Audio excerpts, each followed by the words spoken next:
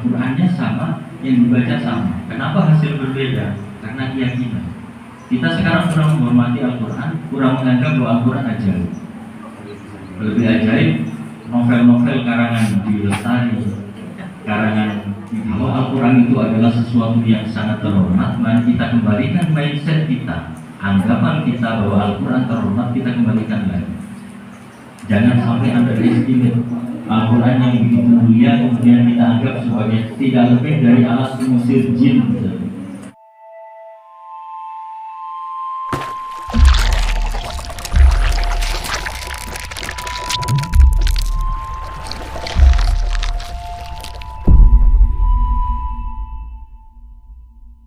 Assalamualaikum warahmatullahi wabarakatuh. Bismillahirrahmanirrahim. Alhamdulillah wassalatu wassalamu ala Rasulillah wa ala alihi wa ashabihi wa man tabi'ahu wa wala. Amma ba'du. Yang terhormat Bapak Kepala Subbagian Tata Usaha dan Bapak Kepala Seksi Pendidikan Madrasah pada Kantor Kementerian Agama Kabupaten Sumeneb. Yang saya hormati Bapak Kepala Madrasah Bidayah Negeri 2 Kabupaten Sumeneb. Dan saya hormati Ketua Komite MI2 Yai Muslim beserta pengurus yang lain, Mas Badrus, dan yang saya banggakan Bapak Ibu semua, saudara-saudara saya, keluarga besar saya, guru dan tenaga kependidikan di MI2 Sumeneb yang mudah-mudahan semuanya selalu dijaga oleh Allah Subhanahu wa taala. Alhamdulillah sore hari ini kita bisa bersilaturahim. Waktu sekarang menunjukkan jam 17:17 dan maghrib jam 17:27. Jadi ada waktu 10 menit. Ini betul-betul kultum. Jadi entah apakah ini tausiah atau sambutan, yang penting saya ngomong di sini sebagai persyaratan utama saya diundang. Bapak Ibu yang saya hormati, nuzulul Quran, turunnya Al-Quran untuk pertama kali terdiri dari beberapa ayat saja, dan setelah itu Rasulullah Muhammad SAW terus dituruni ayat bitarohi dengan pelan-pelan, dan pernah beliau kelangenan itu rindu berat sampai kebingungan, posam karena 6 bulan tidak dituruni wahyu, pernah. Jadi turunnya wahyu bagi Rasulullah ini adalah suatu hal yang berat memang, tetapi ngangenin. Dalam Sahih Bukhari sebuah riwayat mengatakan bahwa ada beberapa cara Rasulullah itu dituruni wahyu. Dan yang terberat itu adalah ketika Rasulullah dituruni wahyu dengan cara seperti ada suara dengungan lebah, ribuan lebah.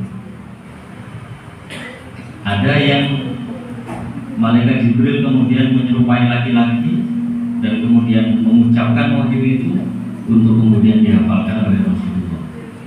Dan di dalam riwayat itu yang paling berat adalah ketika Rasulullah dituruni wahyu dan seolah-olah itu seperti bunyi ribuan lebah menggaul, mendengung. Dan ketika itulah maka kemudian Rasulullah dalam kondisi apapun itu pasti terputus dengan sosial sekitar. Jadi Rasulullah itu sudah sangat paham, para sahabat, Bapak Ibu sekalian, ketika enak-enak ngobrol ini, tahu-tahu beliau terdiam, matanya terpejam, keringat dingin keluar sambil agak tergetar sedikit gitu badannya, seolah-olah beliau sedang menanggung beban yang sangat berat, tetapi dalam kondisi keenakan.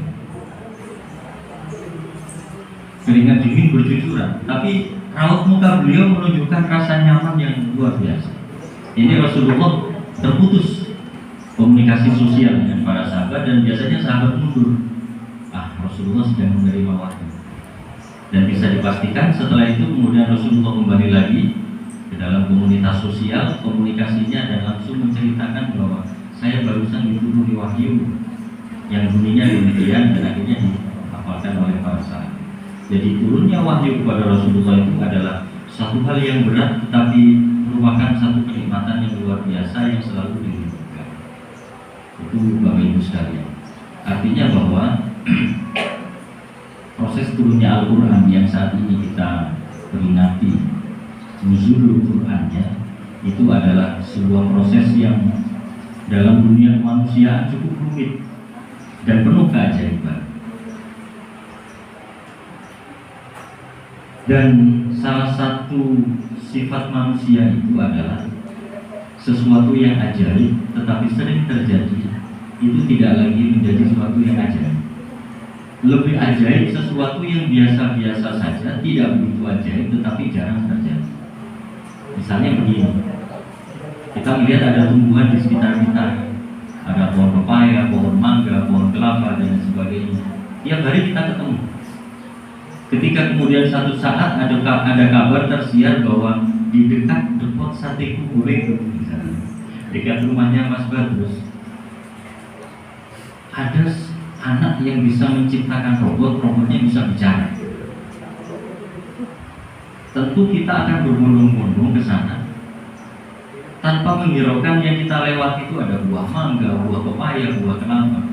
Kita tidak sadar bahwa yang setiap hari kita lihat itu adalah lebih ajaib daripada apa yang membuat kita terburu-buru untuk melihat. Penciptaan robot seajaib apapun, tidak ada robot yang bisa ngentut, nggak bisa. Sehebat apapun robot, nggak ada robot yang bisa pilot, nggak bisa. Tetapi akan lebih ajaib kalau kita sadari bahwa bagaimana tumbuh-tumbuhan itu ditumbuhkan oleh Allah. Buah kelapa yang kemudian di dalamnya ada air, entah kapan misinya Allah. Ini jauh lebih ajaib, tetapi karena setiap hari kita saksikan, ini seolah-olah tidak ajaib. Demikian juga dengan Al-Quran. Al-Quran ini adalah sebuah ciptaan, sebuah kumpulan dari kalamullah yang penuh dengan keajaiban kalau kita mau menyadari. Tetapi karena sudah sering kita baca, seolah-olah tidak ajaib lagi. Karena kita anggap tidak ajaib lagi, maka ketika kita berdoa dengan doa yang ada di Al-Quran, akhirnya tak pakai mati. Kalau orang dulu, ceritanya kan begini. Orang dulu itu karena mantapnya kepada Bismillahirrahmanirrahim, doa apapun pakai Bismillah. Doa ingin terbang, Bismillahirrahmanirrahim, terbang. Doa ingin jalan di atas air, Bismillahirrahmanirrahim, jalan di atas air. Doa ingin teguh, Bismillahirrahmanirrahim, teguh. Tapi kalau orang sekarang, Al-Baqarah pun masih belum teguh. Baca surat Yasin pun walaupun tanpa nafas sekalipun nggak bisa terbang. Al-Qurannya sama, yang dibaca sama. Kenapa hasil berbeda? Karena keyakinan. Kita sekarang kurang menghormati Al-Quran, kurang menganggap bahwa Al-Quran ajaib. Lebih ajaib novel-novel karangan di Lestari, karangan Bibi Baik misalnya, yang sekarang ini jauh lebih kita suka. Jadi Bapak Ibu sekalian, 4 menit lagi kita buka puasa. Kesimpulannya adalah marilah kita kembalikan mindset kita kepada Al-Quran yang sebenarnya. Kalau Al-Quran itu adalah sesuatu yang sangat terhormat, mari kita kembalikan mindset kita, anggapan kita bahwa Al-Quran terhormat, kita kembalikan lagi. Jangan sampai underestimate Al-Quran yang begitu mulia kemudian kita anggap sebagai tidak lebih dari alat pengusir jin. Kenapa ada Al-Quran di ruangannya? Supaya tidak ada jin. Jadi mudah-mudahan nuzul Al-Quran pada tahun ini ada asar, ada pengaruh yang signifikan terhadap pertama perlakuan kita kepada Al-Quran, kemudian yang kedua kecintaan kita kepada Al-Quran. Bapak Ibu, Mas Subah mungkin mau nambah setelah ini. Kita minta doanya saja beliau setelah ini. Mudah-mudahan kita semua selalu diberi kesehatan oleh Allah.